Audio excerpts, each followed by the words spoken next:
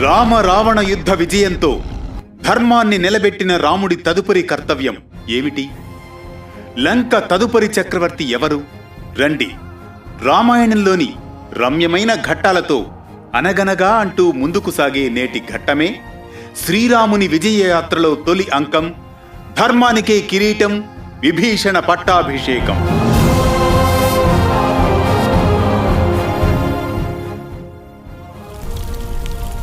అనగనగా అది త్రేతాయుగం.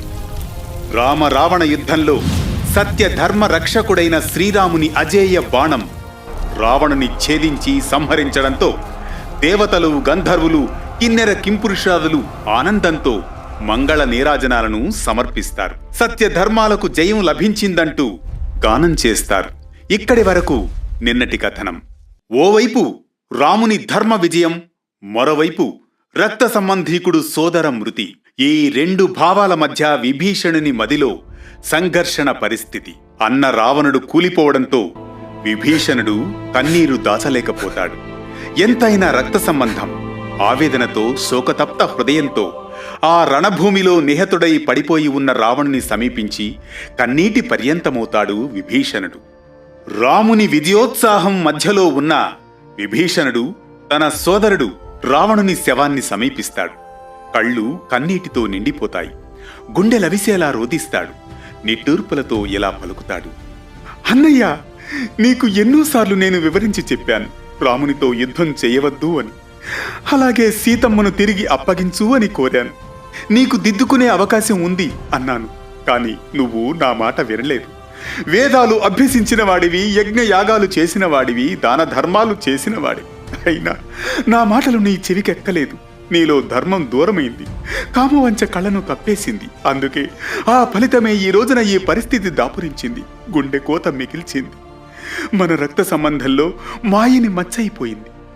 నిన్ను రక్షించాలనుకున్న నాకు నిరాశే ఎదురైంది. నన్ను క్షమించన్నయ్యా, క్షమించు అన్నయ్యా అంటూ గుండెలవిసేలా రోదిస్తుంటాడు. రక్తబంధంతో కూడిన ఆ పాశం విభీషణుడు కన్నీటిని ఆపలేకపోతుంది. ఆ కన్నీటి ఘడియలలో అతని బాధను అర్థం చేసుకున్న రాముడు విభీషణుడు దగ్గరకు వచ్చి తల నిమురుతూ ఇలా చెబుతాడు. విభీషణ, నువ్వు ధర్మాన్ని ఆశ్రయించావు. ఇక జరగవలసిన కర్తవ్యం గురించి మనం ఆలోచించాలి.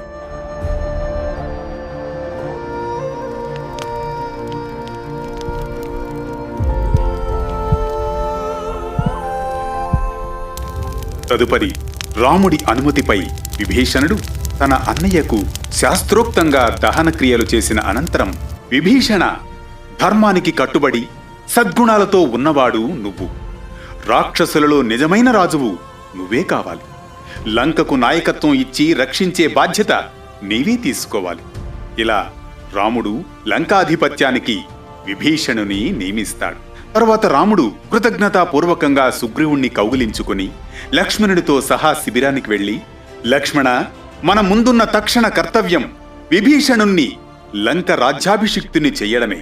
ఆ పని వెంటనే జరిపించు అని చెప్పడంతో లక్ష్మణుడు వానరులకు సువర్ణ కలశాలిచ్చి సముద్ర జలాలను, నదీ జలాలను తెప్పిస్తాడు. లంకా నగరంలో అశోకవాటిక సమీపంలోనే ఉన్న సభా మండపాన్ని అలంకరిస్తారు. వానర సైన్యం, రాక్షస సైన్యం, దేవతలు కూడా హాజరవుతారు ఈ పట్టాభిషేకానికి. రాముడు విభీషణుణ్ణి సింహాసనంపై కూర్చోబెడతాడు. పవిత్ర జలాలైన గంగా, యమున, సముద్ర తీరం నుండి తెచ్చిన జలాలతో రాముడు స్వయంగా తన చేతులతో విభీషణుని తలపై అభిషేకిస్తాడు.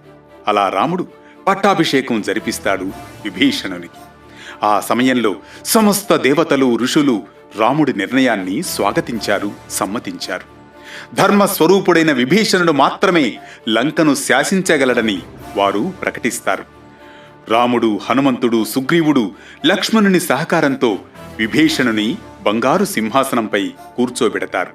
ఆ సమయంలో ఋషులు, దేవతలు వేద మంత్రాలను జపిస్తారు. రాముడు విభీషణునికి రాజదండం అందజేస్తాడు. వానర సైన్యం, రాక్షస సైన్యం జయ జయ ధ్వానాలతో సభ మారుమ్రోగిపోతుంది.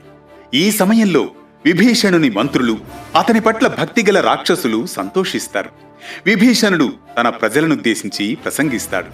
రామలక్ష్మణులకు ప్రేమపూర్వకంగా దివ్యమైన బహుమతులను కానుకలుగా సమర్పించి ప్రణమిల్లుతాడు. ఇలా రావణుడి అధర్మరాజ్యం అంతమై ధర్మపాలకుడు విభీషణుడు లంక రాజుగా ప్రకటించబడతాడు. పట్టాభిషేకం అనంతరం విభీషణుడు రామునికి నమస్కరించి ప్రమాణం చేస్తాడు. ఇకపై నా పాలనలో లంకలో అధర్మం ఉండదు, ప్రజలందరూ సుఖశాంతులతో జీవించాలి, రామధర్మాన్ని నేను నా రాజ్య పాలనలో ఆచరిస్తాను అని వాగ్దానం చేస్తాడు విభీషణుడు. ఈ కథనం మనకిచ్చే సామాజిక సందేశం ఒక్కటే: రాజ్యాధికారం వంశపారంపర్యం వల్ల కాదు, గుణం ధర్మం వల్లే లభిస్తుందని. నిత్యనూతన వేటు న్యూస్ జ్ఞాన ప్రవాహం రామాయణంలో ఈ చిన్న విరామం రేపటి ప్రారంభానికి మరో శ్రీకారం. ఇది కేవలం పురాణ కథనం కాదు, ప్రతిరోజు మన ఆలోచనల్లో జరిగే నైతిక పోరాటానికి ప్రతిరూపం. రోజువారీ వేటు న్యూస్ అనగనగా కథా పయనంలో ఈ క్షణం తీసుకునే ఈ విరామం రేపటి ప్రారంభానికి మరో శ్రీకారం.